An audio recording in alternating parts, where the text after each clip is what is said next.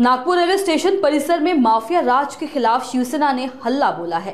शिवसेना ने आरोप लगाया है कि स्टेशन क्षेत्र में गुंडागर्दी, वसूली और दहशत का माहौल है। माफिया और हिस्ट्री शीटरों का दबदबा बढ़ रहा है। गैंग्स ऑफ वासेपुर जैसी वसूली चल रही है। इन आरोपों के विरोध में शिव सैनिकों ने डीआरएम कार्यालय का घेराव कर जोरदार नारेबाजी की। मॅडम, कर्मचाऱ्यांच्या मागण्यापर्यंत ठीक होता, परंतु आता मला माहित पडलं की कर्मचाऱ्यांच्या मागे दहशतगर्द माफियाखोर लोक काम करत आहेत। हा नागपूर स्टेशन मी अजून सांगतो, नागपूर आणि अजनी स्टेशन नागपूर मध्य रेल्वे अंतर्गत हा गँग्स ऑफ वासेपूर बनलेला आहे। बाहेरचे आता आम्ही तपशील जेव्हा केली, कारण की हे ठेकेदार का मानत नाही, कारण की मोठ्या प्रमाणात पैसे पुरवतात रेल्वेच्या अधिकाऱ्यांना, मध्य रेल्वेच्या अधिकाऱ्यांना पैसा पुरवण्यात येते। सिनियर डीएमला डीआरएमला यांनी विकत घेतलेला आहे रेल्वे। त्यामधून काय होते की तो ठेकेदारच्या तोंड ह्या कार्य हे सगळे जेवढे कामगार आहेत ते 12-12, 15-15 वर्षापासून तुमच्या स्टेशन मध्ये काम करत आहे, वेगवेगळं काम करत आहे। आता तो वेगवेगळं काम केल्यानंतर त्यांना वेतन किमान भेटत नाही आहे, आणि जेव्हा त्यांनी काही केली तो ते ठेकेदार माफिया लोकांना हातात घेत आहे।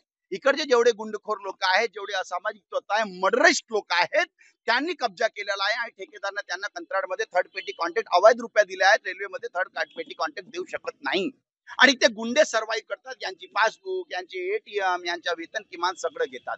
चुकीनं कोणाच्या वेतन त्याच्या खात्यात आला तर त्याच्याकडून वसुली करतात। आमच्याकडे पुरावे आहे, फोन पेचे 5,000 6,000 परत मागतात।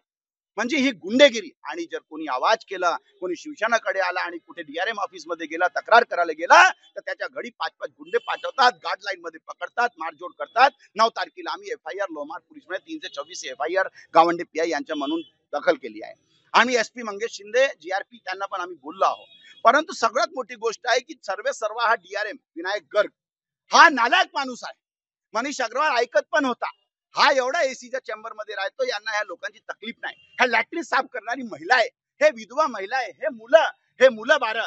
हा भूमिपुत्राचा अन्याय शिवसेना सहन करून घेणार नाही, ते पण माननीय मुख्यमंत्री, गृहमंत्री साहेबांच्या घरात, आदरणीय गडकरी साहेबांच्या घरात। मी विनायक गर्गला चेतावणी देण्याकरिता आलो। आजच्या शिवसेनाचे आंदोलन हा शेवटचा खरेल, हा पत्थरची लकीर कर। आज आम्हाला न्याय पाहिजे, किंवा ब्लॅकलिस्टेड कडे हे आरोपी आहेत।